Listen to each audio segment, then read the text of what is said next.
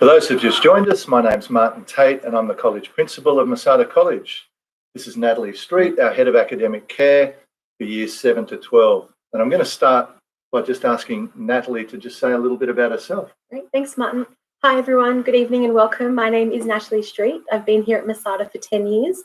My role in the senior school is Head of Academic Care. So the main component of my role is to help and support our students. I'm very passionate about ensuring they reach their full potential, both inside and outside of the classroom. I love the community feel of the college, so much so my son attends in the ELC. And little Noah, he's happy? Yes, very Wonderful. happy. Wonderful. One parent has asked, Nat, who does my child go to if they need support? Great question. So there are a number of people that can help if students need support.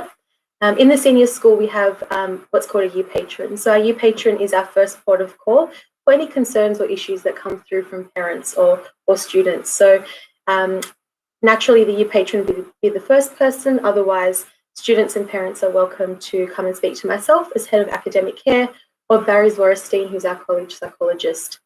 In saying that, some students feel more comfortable in going to their subject teachers. After all, they see them, every day, most days.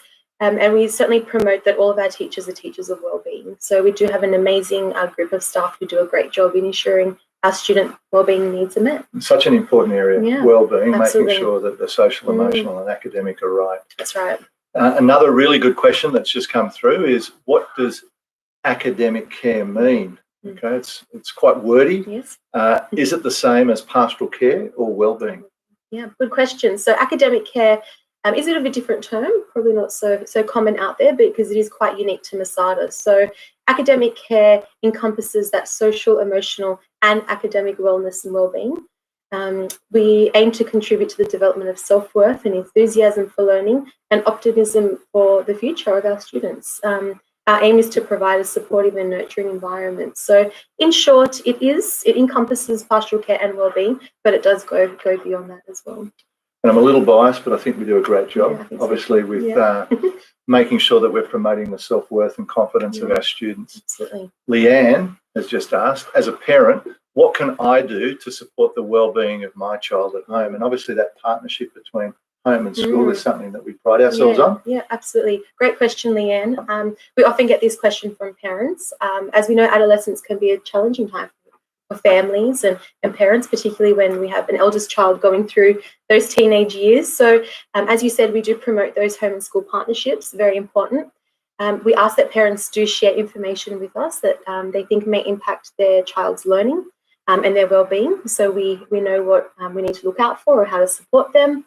But as a parent, we encourage you to start simple, making sure your children are fed and well rested. They're getting minimum of 8 hours sleep a night, and then also adhering to the guidelines and values that you set up in your family. So keeping communication channels open, keeping your children accountable to family rules and expectations, having those clear expectations. As we know, sometimes the waters can get muddied with teenagers and all their hormones and all the changes they're going through. And of course, model the behavior you want to see. So within your relationship with your child, your relationship with your partner and other adults, model how you want your child to behave and what values you want them to project. So yeah, that's sort of always our recommendation with parents. Okay, so the clear expectations, obviously modelling of behaviour. And Nat and I, we've got the privilege of actually also running Rock and Water, which is a program in the senior school for 7 and 8. Yeah. So exercise, we'd probably say, is something pretty important as well. Fresh air. Yeah. There's a question here, a good question. What does Masada's wellbeing program actually look like, and how does it support every student? This is a question that was with Mr. Gill a bit earlier on. Can we support every student? Yeah, we absolutely can. Good question, thank you. So we aim to support every student by helping them reach their full potential. So we recognise that every student, every person is an individual, and thus their needs will be different. So we really try to understand what those needs are. For some students, it might be simple as a check-in with their patron. It might be that back and forth communication with their classroom teacher. But for other students, this support might be a little bit more ongoing and a little bit more involved. So as a school and academic care team, we work with a number of specialists and external supports with our students. to make sure that we implement strategies that are practical and that the students respond to. We have a lot of teachers at the college, and they all, hand on heart, have a genuine interest, and they just want to help our students and make sure that they're doing the right thing. I totally agree, Nat. And I think one of the wonderful things that I also see is not only the programs that we have at school, but you also mentioned the external experts outside, absolutely. And how that partnership's really important. Absolutely. These questions, they keep coming in. How's our wellbeing program different for each grade? Okay, so our wellbeing program differs for each grade depending on the developmental stage. As we know, Year 7 and 8 students are quite different to where we would see our Year 11 and 12 students, for example. So we do look at the chronological age and development stage of our students, and then we tailor our program based on what their needs are. So we cover things like cyber safety. We look at time management, managing stress and anxiety across all year groups. But if we feel there's a certain issue pertaining to a year group, we would then tailor a program, a workshop, a speaker, something along those lines to target some of that education at that particular year group.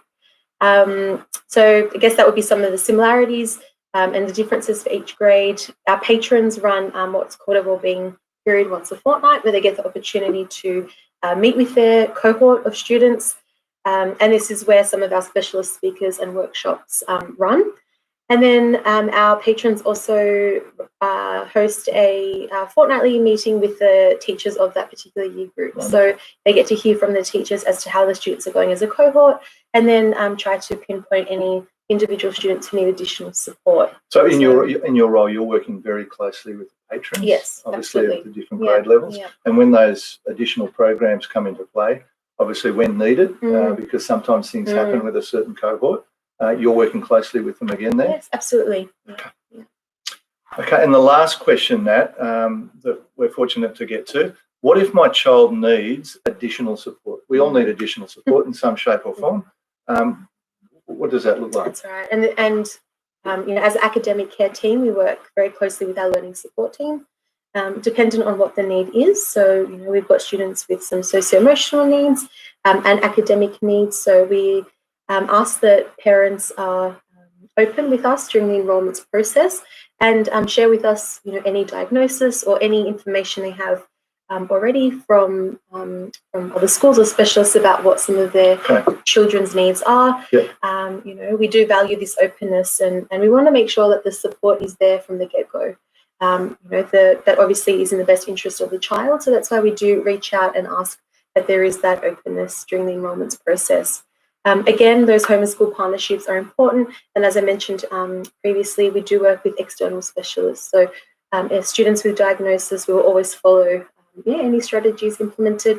And our staff are really great at making sure that they're doing the best by our kids and making sure they're maximising their academic achievement and well-being. Wonderful, wonderful. So again, relationships between obviously students and staff is always key, and who can forget our parents as well. That's most important is the triangle. Nat, thank you very much. Thank you very much. That was Natalie Street, our Head of Academic Care, 7 to 12. And that wraps up our Wellbeing Q&A.